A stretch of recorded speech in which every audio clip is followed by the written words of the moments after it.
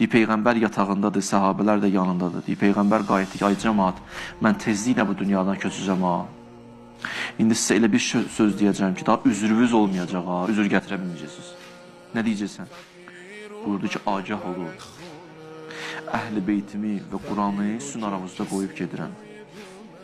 Sonra deyir, Əmirül-Mömin əlini tutdu, qaldırdı. Dedi, hava əliyyun mə'l Quran. Bu Əli Quranladır.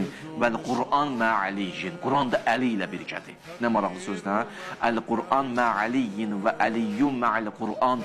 Quran Əli ilə, Əli Quranlandır. Yəni nə deməkdir? Biri natiqdir, biri samitdir. Yəni Quran canlansa Əlidir, Əli kitab şəklində düşsə Qurandır. Peyğəmbər bunu deyir. Biz də Qədr gecələri gətiririk, Quranı qoyuruq başımıza. Bi əliyyin, bi əliyyin, bi əliyyin. Narahat olma bu kəlmələrə görə. Peyğəmbər dedi, Əl-Quran mə'aliyyin vəl-əliyyun mə'l-Quran. Bu hədisin mənbəsini deyim sənə.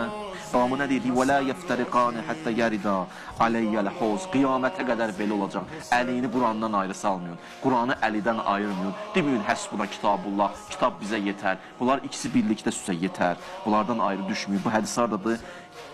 Yəni, əziz qardaşlarımızın mənbəsi İbn Həcər. İbn Həcər Əs-Səvaiqul Muhriqə Fəsil 2, bab 9, səhifə 75.